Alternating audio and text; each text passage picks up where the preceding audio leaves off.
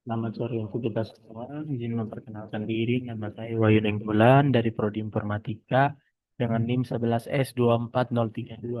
Pada kesempatan kali ini saya akan menjelaskan proyek video saya, itu di mana proyek video saya itu saya membuat yang namanya Travel Explorer.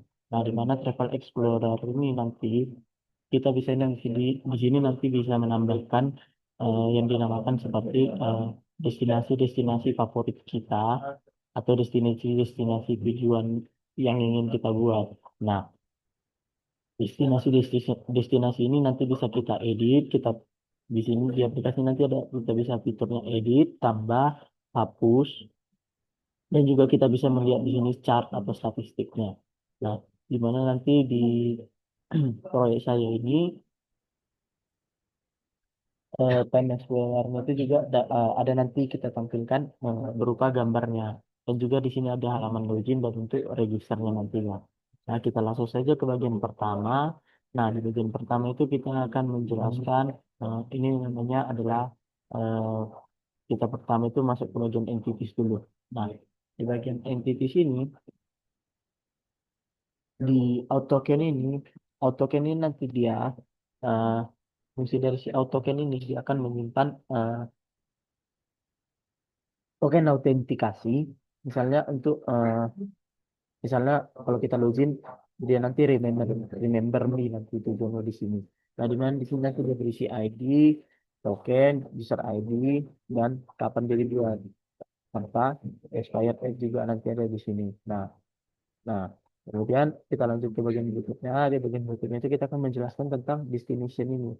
Nah, di destination ini adalah code model yang kita gunakan untuk satu destinasi wisata nantinya, di mana nanti destinasi wisata wisata ini terdiri dari atributnya itu yaitu ID, user ID, user ID ini nanti foreign key ke usernya, kemudian ada name, description, location, kategori, rating, dan juga nanti di sini ada image page untuk gambarnya, untuk menyimpan nama file gambar dan file foto. Kemudian objek ini nanti akan dibuat dan dimodifikasi nanti kita modifikasi di lebih lengkapnya di destination service, dan nanti akan disimpan di destination eh, repository.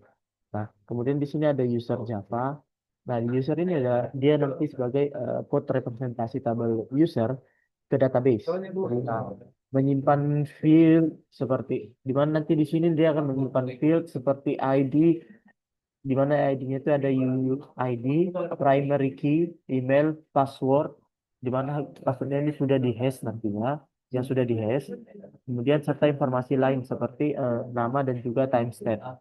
Nah, di mana nanti entity ini nanti dipakai untuk dipakai oleh Spring Security, di mana dia nanti akan direlasikan dengan si destination kita. Nah, kemudian kita masuk ke bagian berikutnya. Di bagian berikutnya ini saya akan menjelaskan dari mulai dari bagian DTO. Nah, di bagian DTO ini kan dia ada login form, register form, dan juga destination form. Nah, di login form itu kita nanti akan menampung input input from login. Ya, ini tujuannya nanti untuk ya untuk login. Di mana nanti di sini terdiri dari email dan password. Dan biasanya eh, di sini nanti ada validasi. Validasinya itu eh, misalnya seperti eh, add email, kemudian juga nanti di sini ada validasi tentang add not blank juga nanti. Kemudian eh, nanti di sini di kontrol di DTO ini nanti controller nanti akan membaca objek ini dari request, kemudian akan meneruskannya nanti ke user service untuk proses autentifikasi nantinya. Nah, kemudian di bagian berikutnya ada register form. Kalau login untuk kita login ke dashboard utama kita. Kemudian kalau register itu kalau kita belum mendaftarkan akun kita. Nah, di register form ini kita akan menampung data registrasi user yang baru, yang terdiri email, password, dan juga confirm password sekali lagi, dan ada field lainnya juga. Nah, kemudian ini nanti dipakai user controller untuk validasi dan untuk memanggil user service agar nanti ia membuat user dengan password yang sudah di-hash nanti ya. Nah, kemudian di sini ada destination form. Nah, di destination form ini dia akan menampung input ketika kita saat menambah atau mengedit destinasi. eh, Menambah atau mengeditnya ini berarti berupa nama, description, location, kategori, rating, dan juga multi-profile image ya, atau gambarnya nanti.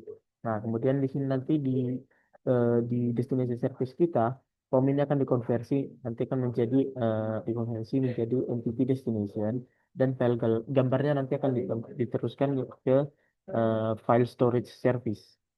Nah, kemudian kita masuk ke bagian berikutnya, kita masuk ke bagian repositorinya. Nah, di bagian repository ini ada yang pertama itu kita bahas dimulai dari sini user repository.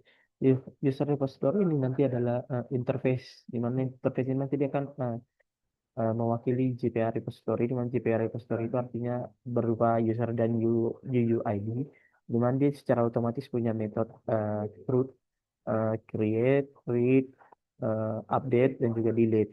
Nah, dan biasanya nanti ditambahi lagi dengan query seperti find by email untuk mencari user saat kita login. Nah, kemudian kita masuk ke bagian berikutnya. Di bagian berikutnya itu ada destination repository.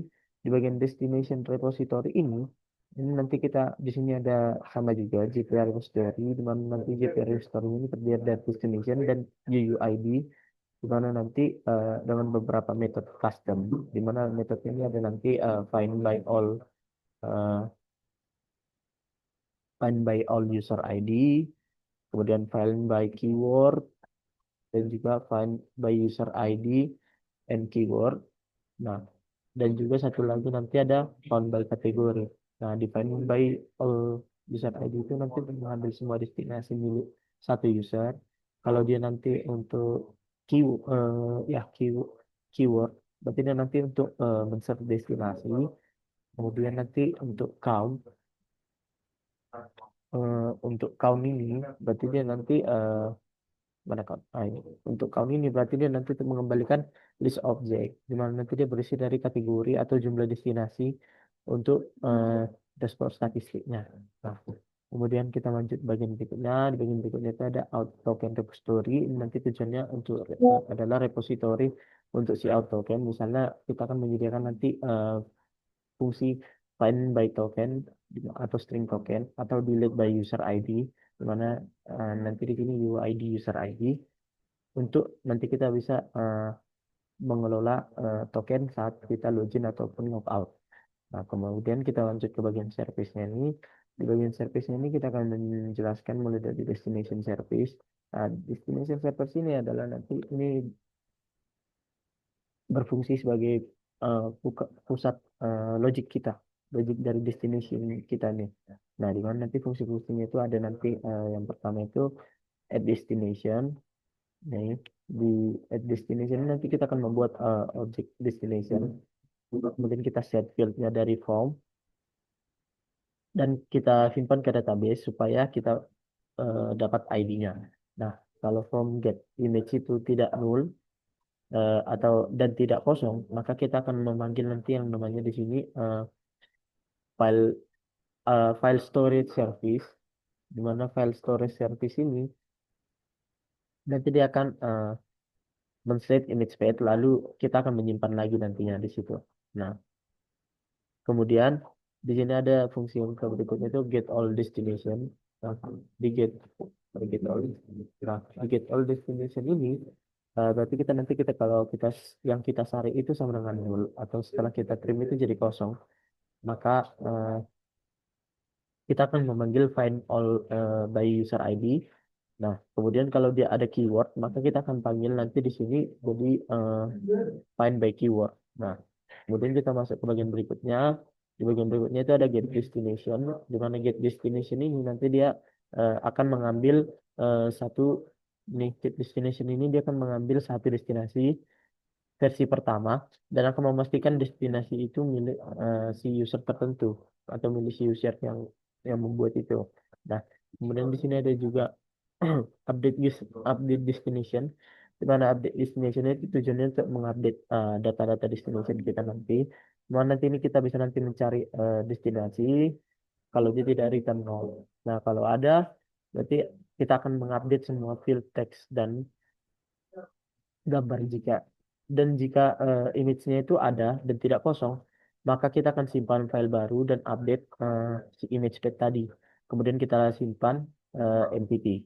Nah, kemudian kita lanjut ke bagian berikutnya. Bagian berikutnya itu adalah delete fungsi yang namanya di delete destination. Nah, di delete destination ini kita nanti akan mencek pertama dari access by ID nih. Kemudian kalau dia false, maka dia akan return false. Kalau dia true, dia akan menghapus semua dan akan bernilai true. Nah, kemudian kita lanjut ke bagian berikutnya. Di bagian berikutnya itu adalah user service. Nah, di bagian user service ini, dia tujuannya nanti untuk mengelola akun si usernya, mulai dari kita registrasi dan juga login dan juga fungsi util lainnya.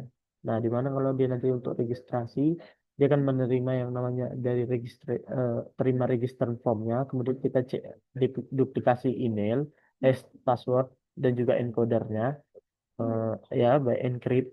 Nah, kemudian dia akan menyimpan data usernya itu ke database-nya. Nah, kemudian kalau dia login, dia akan cari user by emailnya, kemudian kita akan cek passwordnya, eh, baru dia akan masuk ke dashboard utama. Nah, kemudian di sini ada fungsi-fungsi util lain juga yang dia seperti ambil user by ID atau email yang kita pakai di controller. Nah, kemudian di sini ada file storage service. Di file storage service ini kita akan mengurus upload file, di mana kita akan menentukan folder dasar, di mana misalnya itu kita nih upload. Kita memastikan di sini ada directory dan kita akan membuat nama file unik, di mana nama file ini nanti kombinasi dari ID dan juga original name. Kemudian kita akan memanggil file transfer to pet. Nanti file transfer to pet ini mana file transfer to pet?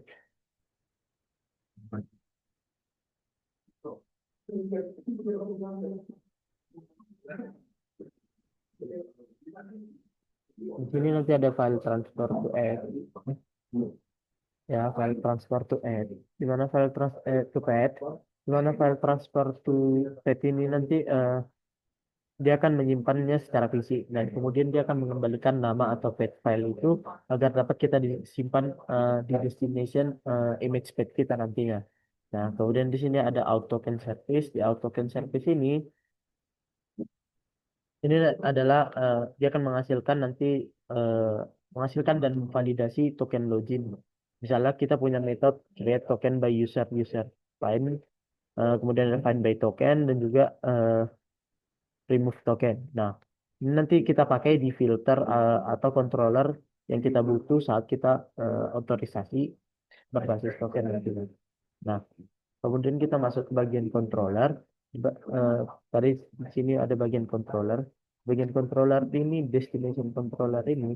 Di sini nanti ada fungsi get destination. Nah, di get destination ini kita akan mengambil user saat sedang login dari out context. Kemudian kita akan baca parameter search. Kalau dia ada, lalu kita panggil dari destination service get all destination by user dan search dan akan mengirim hasilnya ke template time lift kita yang akan ditampilkan sebagai list nantinya. Nah, kemudian di sini ada get destination new. Nah, get destination new ini dan ada nanti post ada juga post destination. Dia akan menampilkan from tambah dan akan memproses destination form. Nah, di mana nanti jika dia valid, controller akan memanggil destination service at destination. Kemudian kita akan direct kembali ke si listnya. Nah, kemudian di sini ada get destination by ID atau edit. Nah, ini nanti dia akan mengambil data lama dari destination service dan kemudian tampilkan di form edit. Kemudian dia akan simpan lewat update dari update destination nantinya. Nah, kemudian di sini ada juga file post eh, eh ya file post destination ID delete. Nah, eh, ini nanti tujuannya post destination delete ini eh, dia tujuannya nanti untuk kita nanti memanggil destination service eh, delete destination by ID, kemudian akan kita redirect dengan pesan sukses atau gagal nantinya. Nah, kemudian di sini kita akan punya endpoint juga nanti di mana endpoint itu endpoint dan status juga. Di mana nanti dia akan menyiapkan data get kategori by status.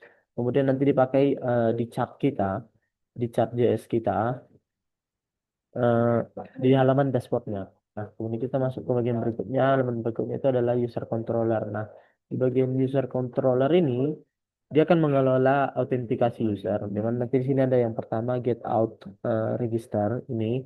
Ini akan menampilkan form registrasi kita. Kemudian di sini ada post out login dan nanti dia tujuannya untuk cek kredensial dari via user service. Kemudian kita akan men-set security konteksnya itu atau tokennya itu, kemudian kita redirect ke dashboard kita. Nah, di sini tadi juga ada post post mappingnya untuk out register. Ini nanti tujuannya untuk validasi input. Kita panggil dari user service, lalu kita buat user baru kita redirect lagi ke si loginnya. Nah, kemudian ke bagian berikutnya, di bagian berikutnya itu ada yang namanya kita masuk ke bagian config. Nah, config ini seperti yang pertama ini dia konteks ini eh, dia nanti untuk menyimpan tujuannya itu kalau kita misalnya sudah menyimpan, dia akan menyimpan out user untuk satu request nantinya. Nah, kemudian ada berikutnya itu security config. Nah, di security config ini dia nanti adalah kelas konfigurasi Spring Security. Nanti ini nanti mendefinisikan security filter chain, di mana security filter chain itu yang akan menentukan mana endpoint publik dan mana endpoint yang butuh login nantinya. Nah, kemudian di sini juga nanti akan men-setup login page, lookup URL, password encoder by encryption, kemudian dan mungkin menambahkan out interceptor atau filter custom lainnya. Nah, kemudian di sini ada request login filter. Ini adalah filter override untuk log setiap request nantinya. Nah, login akan muncul di konsol seperti nanti contohnya eh, lognya ini get API test 200 gitu untuk membantu debugging mestinya. Nah, kemudian di sini ada custom error controller. Ini nanti untuk menghandle endpoint atau error ketika dia terjadi 404 lebound atau 500, Spring akan mengarahkan kembali ke controller dan untuk menampilkan halaman error customnya. Misalnya kalau eh, dia misalnya error di bagian detail HTML, dia akan menampilkan sekaligus log detail yang error itu. Nah, kemudian di sini ada start. eh, ini startup info logger ini adalah nanti berfungsi sebagai listener yang akan jalan saat aplikasinya kita jalankan atau start untuk menampilkan informasi seperti URL, aplikasi, port, dan juga status live reloadnya. Dan nanti ini membantu kita verifikasi bahwa Spring Boot itu sudah jalan di port yang benar nantinya. Nah, kemudian di sini ada juga di bagian interceptor ini nanti dia tujuannya di interceptor ini adalah kelas nanti di sini ada yang namanya kita memanggil is public endpoint request, di mana tujuannya ini dia nanti akan mereturn to jika path itu termasuk publik. Kemudian kalau dia bukan publik, dia akan mengambil out authentication out dari security context holder. Nah, kemudian kalau dia login, dia akan mengambil objek principal, di mana objek principal ini sama dengan out get principal. Nah, jika jika jika dia nanti principal uh, instance of si usernya, maka dia akan memanggil out context set user, kemudian dia akan return false. Berarti kalau bukan user, berarti dia akan return false. Nah, kemudian di sini di bagian ini, kemudian berikutnya itu ini adalah bagian-bagian tesnya. Ini bagian tesnya seperti nanti contohnya di sini ada untuk bagian tes destination service, untuk bagian tes add destination, get all destination, update destination, delete destination, dan get kategori start. Nah, di sini langsung ini kalau yang ini adalah dia untuk tampilan base HTML kita, tampilan dasarnya. Kemudian di sini untuk tampilan login HTML, ini register HTML, untuk ini untuk nanti statistiknya, untuk chartnya. Kemudian di sini detail ini nanti dia inilah nanti di sini ada add keycode tadi. Eh, kita kita mengedit atau kita menghapus. Nah, di sini ada si form HTML-nya juga dan juga si list dari si HTML-nya. Nah, di sini langsung saja coba kita jalankan. Kita akan menampilkan tampilan tampilannya di web seperti apa.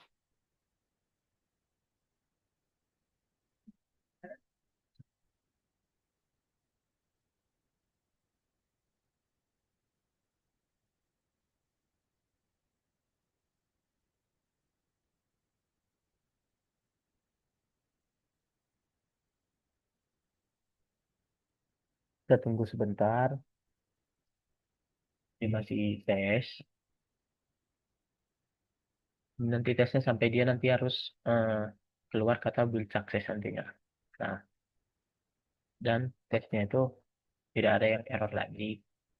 Nah, kita tunggu saja.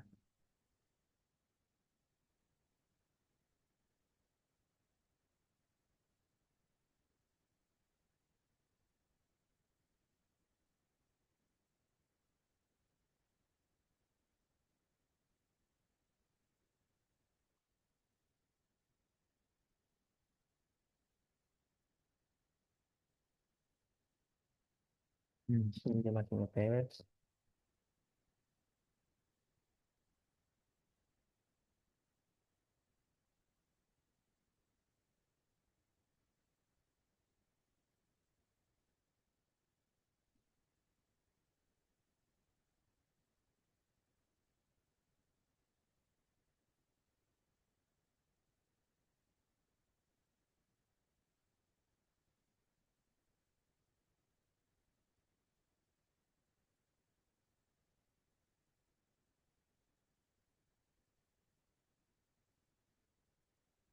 Oke, di sini dia sudah build sukses. Berarti langsung saja kita coba jalankan Spring Boot-nya. Itu npm Spring Boot run. Dan akan kita lihat nanti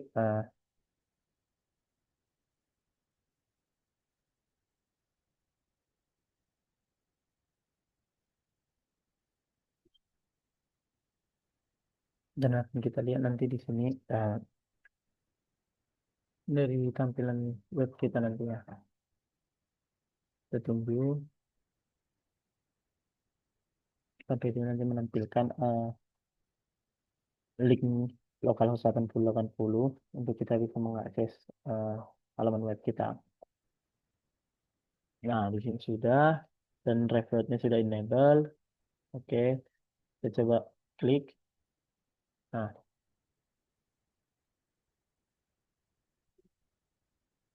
nah, tadi saya sudah eh, register atau ya sudah regis. Jadi kita tinggal masuk saja. Nah, di sini sudah saya buat contohnya. Inilah contoh-contoh yang kita buat. Nah, kalau kita klik fitur ini dia akan nanti reload. Kemudian di sini kalau kita cari user misalnya kita cari kata kunci atau pematang siantar. Nah, dia akan menampilkan tempatnya yang dari pematang siantar. Nah, ini kemudian kalau kita cari lagi misalnya misalnya kita cari kemudian ya. Nah, nah di sini akan muncul kalinya. Di sini juga nanti ada statistiknya. Ini yang saya katakan chart HTML itu. Nah, kita akan kembali ke daftar juga. Nah, di chart HTML ini kita bisa juga nanti kalau misalnya gunung, kita pencet nih. Nah, dia langsung pergi ke bagian dashboard si gunungnya. Nah, kemudian kalau kita buat contohnya kita mau hapus sesuatu deh. Kita hapus yang patung Viara ini untuk mengetes fitur. Nah, berarti bisa. Kemudian kita buat, misalnya kita edit eh, ciri khas pematang sianta di dekat taman bunga misalnya. Nah, dan kita simpan lagi datanya. Nah, ini sudah ditambahkan. Nah, ciri khas pematang sianta dekat taman bunga. Atau kita coba untuk tambahkan destinasi. Karena yang tadi kita hapus itu patung Viara ya. Patung Viara. Kita coba tambahin lagi itu. Nah, itu kita masukkan kategorinya berarti ke sejarah. Dia di Pematang Siantar. Misalnya ratingnya kita buat 4,5. Nah, Oh ya, detail kita belum nambahin gambar tadi. Deskripsinya eh, dekat sekolah sekolah metode di Jalan Panik. Nah, misalnya itulah. Nah, kemudian kita upload just gambarnya patung biara.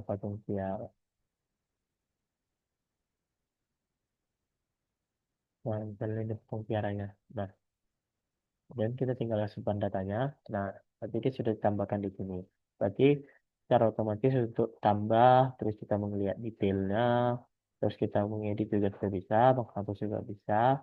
Untuk juga start statistiknya itu juga kita sudah bisa.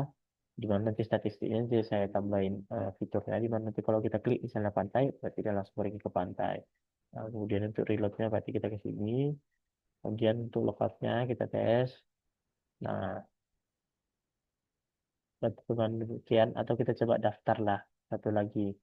eh ya, kita buat aja asal itu. Nah, ini kita buat ini aja tetap. Oh, pengguna ini sudah terdaftar, berarti nggak boleh. Kita buat misalnya PWX YZ ini ya, 1503 gmail.com. Nah, kemudian kita buat sandinya sama sama aja gitu. Nah, ini kita sudah bisa masuk. Kita coba buat akun yang satu lagi, PW Gadget Group. Nah, kita masuk. Nah, berarti kita sudah masuk ke bagian yang baru. Nah, nanti kita tinggal tambahkan sama seperti yang tadi tadi. Nah, karena kita buat pantai kemudian G, pantai 4,6, spesies bagus sekali. Dan kita cus gambar lagi, karena gambar pantai Pakudian ini. Kemudian kita save. Nah, berarti dia sudah tertambahkan di sini. Berarti dengan demikian, sekian yang bisa saya sampaikan tentang fitur aplikasi proyek yang saya buat sendiri. Adapun kesalahan, saya mohon maaf. Sekian dan terima kasih.